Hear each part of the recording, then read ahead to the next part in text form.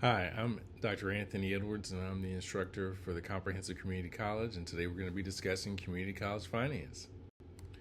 So, some sources of funds in community colleges have to do with federal funding, local funding, tuition funding, things of that nature. So, uh, you've got this combination of local funding versus state funding, tuition funding, and it all varies by state. Some states rely more heavily on tuition, some rely more heavily on state funding, some rely more heavily on the property tax or local tax income. All right, so state funding has typically increased over time, but in the more recent years, it's starting to decline. We'll see in Texas. We'll talk a little bit more about that, but there's been a recent change that could result in more funding based on the new funding formula.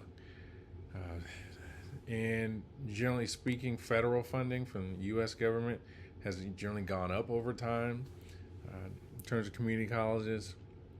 Typically, the percent of funding that comes from local sources has decreased over time. So colleges have had to look for other sources of funding. And funding as a percentage from tuition generally has increased over time. So they've had to maybe increase tuition rates or enroll more students. Okay.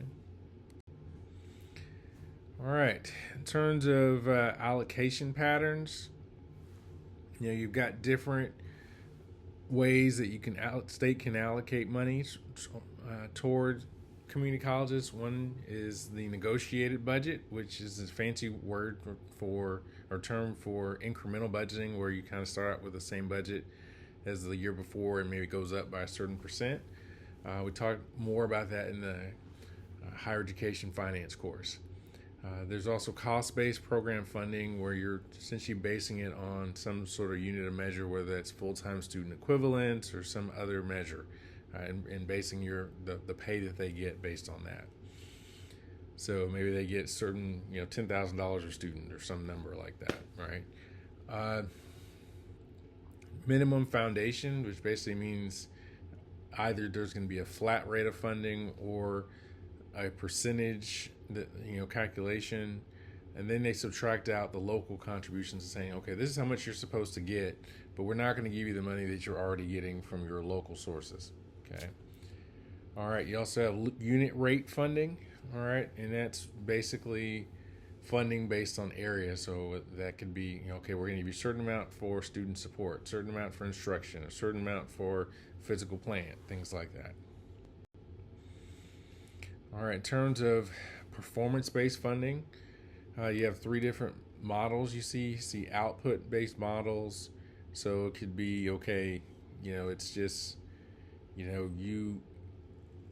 going to base it on degrees or graduations or something like that. And you just, however many you get, that's how much you're going to get paid. And then there's the performance contract, where it says if you meet these benchmarks, so if you have 80% retention, or you get X number of people placed in high demand jobs, you get money. So that you have to meet that benchmark in order to get the funding. All right.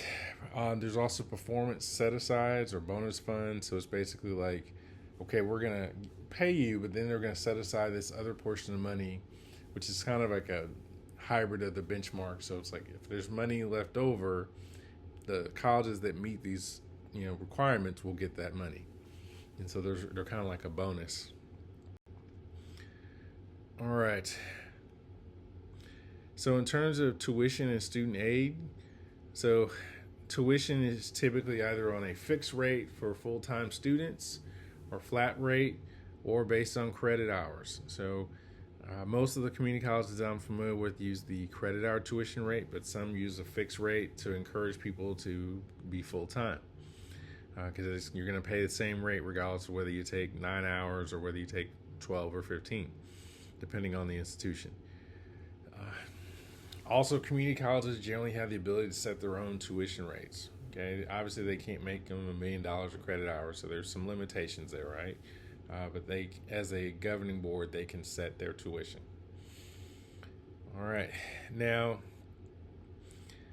generally around half of community college students use some sort of financial aid. Community colleges or community college students relative to university students tend to be more likely to kind of pay as you go and just pay for college out of their money that they get from working rather than taking on loans. Okay. So obviously there's some problems in terms of institutions being able to meet their funding requirements. So there's always a challenge of balancing the expenses with tuition, and one of those large expenses for institutions are salaries. So trying to make sure you have enough tuition revenue to justify the salaries. Generally speaking, in terms of revenue, 35% of that revenue that's generated goes toward instructional costs, so faculty salaries, things of that nature. 20% of the revenue is going to go toward academic and institutional support or administration costs. So 20% of the revenue is going to go towards student services, roughly, and these are approximations. 10% is going to go toward plant operation and maintenance, and that has to do with the physical plant, so electricity, just making sure that you're able to support the buildings on campus. And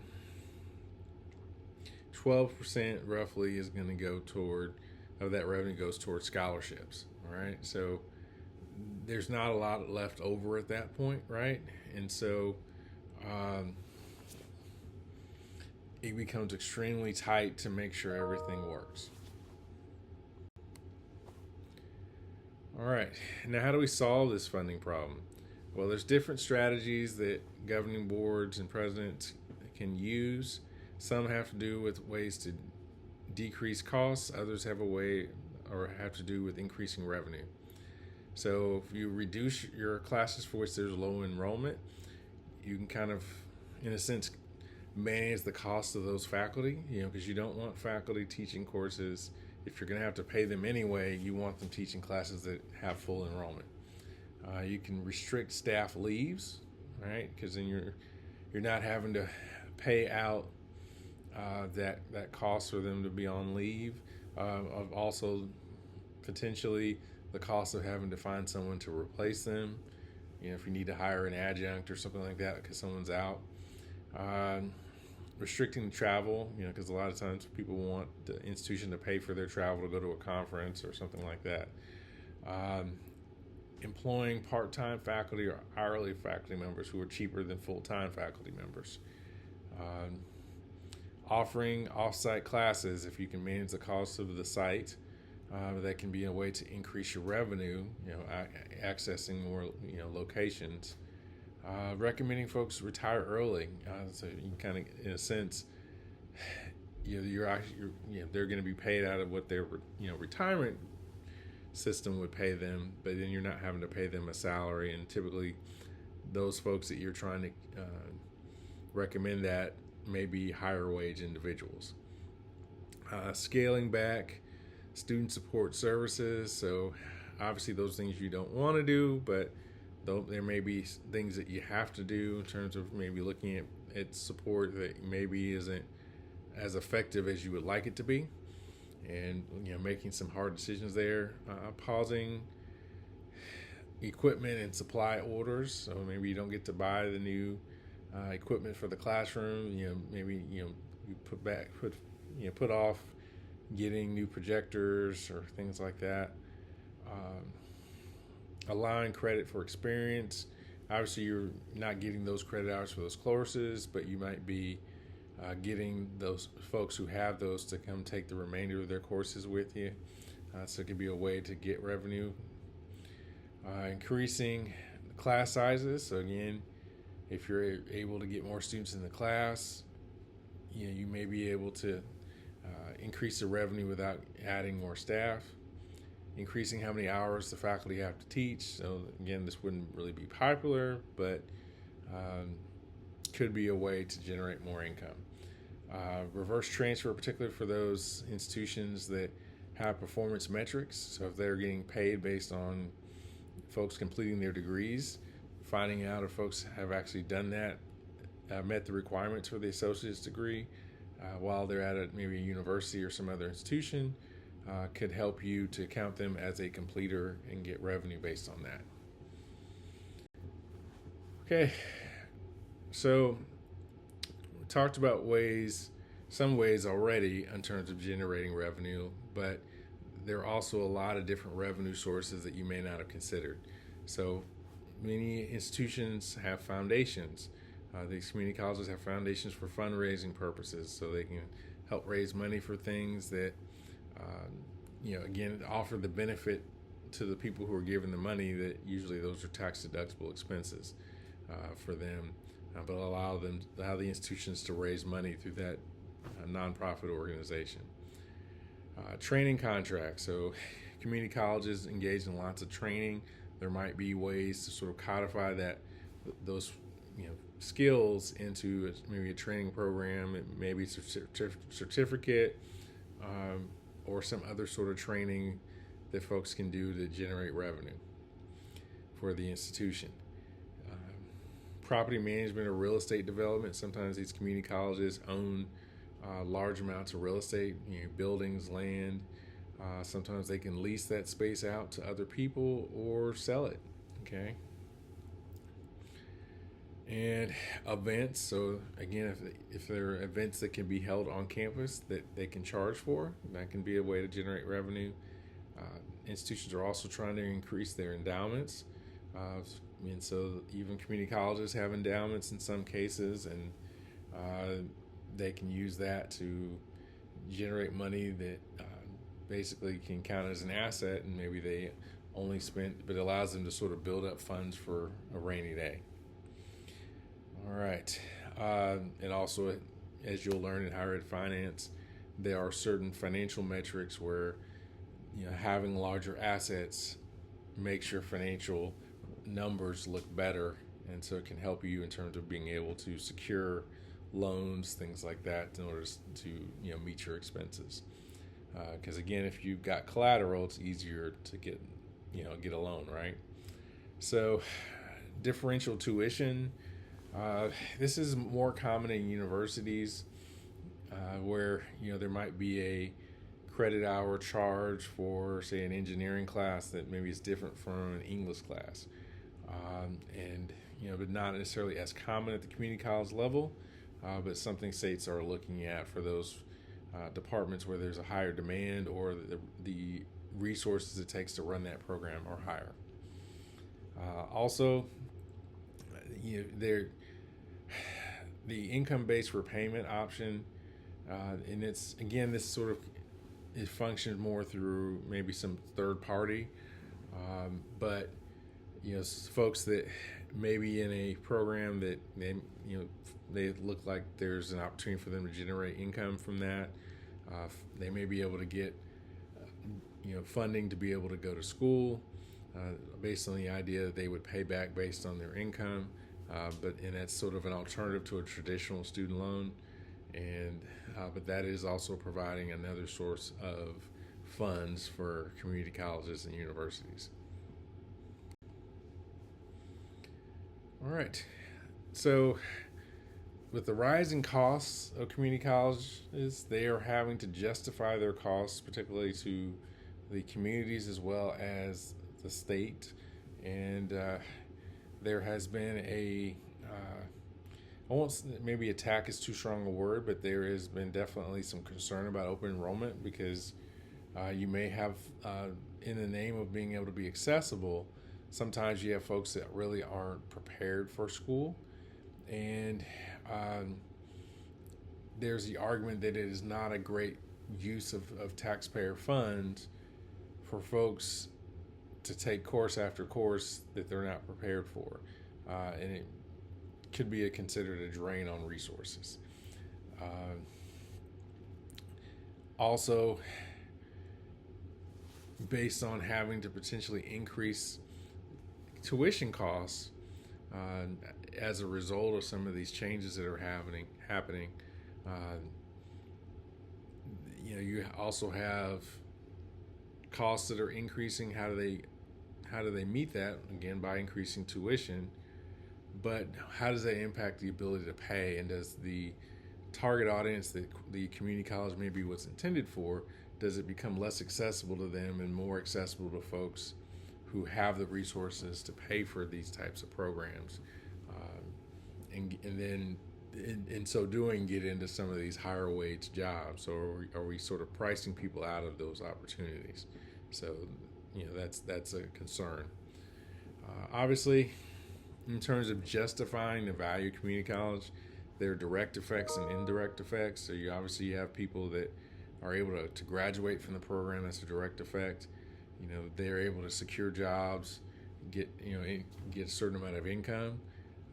Those are direct effects, but maybe indirect might be things like, well, they're able to spend money in the local economy, or they're able to buy homes, things like that. Those are more indirect effects, but they also help to, provide an argument for, why we're having to spend the money that we're spending to keep the college open. All right, so what are some of the ongoing issues that we need to be thinking about in terms of community college finance? Well, I'm glad you asked. So, things like the increasing costs, right? Things aren't getting cheaper. Just like there's inflation at the grocery store, there's inflation in higher education. It becomes more and more expensive. The instructional materials, they go up in price. Just being able to keep pace with what you need to pay faculty, all those things, those are going up as well, because again, that you have competition. A lot of these folks can go do other things, and so having to keep pace, that becomes an increased cost. Low tuition, you're seeing a lot of places doing no tuition or reducing tuition, and they may be able to find an alternative source of income for those students in the short term, but is that sustainable in the long term? And again, we talked about the balance between keeping tuition low to be accessible, but also, how do you keep the lights on? And so, that's going to, the cost of tuition is going to be a continued issue. What offerings, degree certificates do you prioritize? You may have, again, some programs that generate lots of revenue for the institution, others not so much. How do you continue as a community college to be all things to all people, provide all the programs that people want, and still again keep the lights on? Again, community needs assessment will help with that in terms of where the jobs are. If you're operating this program and it's really expensive, if there's no jobs in that field, it might not be as high a priority as something where there are jobs. So all things to consider. All right. So now that we've covered that, let's talk about your assignments for the week. So you have a discussion on leadership, finance, policy, and fundraising in community colleges. And you also have the community college webinar assignment. So you're going to watch, YouTube video or, webinar of some sort. Try to get at least one of the, at least about 30 minutes in length. So if you got to get 2 videos in order to do that, that's fine. My recommendation is you find videos that relate to your topic, your expert topic, because again, you're going to be, I think it helps you to carry that learning through if you are also focusing on that topic. You don't have to. So if you're in a group and maybe you really want to learn more about something else, you could use a webinar as your opportunity to learn about something else, and that's okay. But my recommendation is to find something that relates to your expert topic. All right, so hope you found this video helpful. Look forward to, if you're in the class, look forward to communicating with you in Canvas. And if you like this video, please give it a thumbs up and like and subscribe to the channel, and share us with folks that you think would find it helpful. And we'll see you in the next video. Thanks. Bye.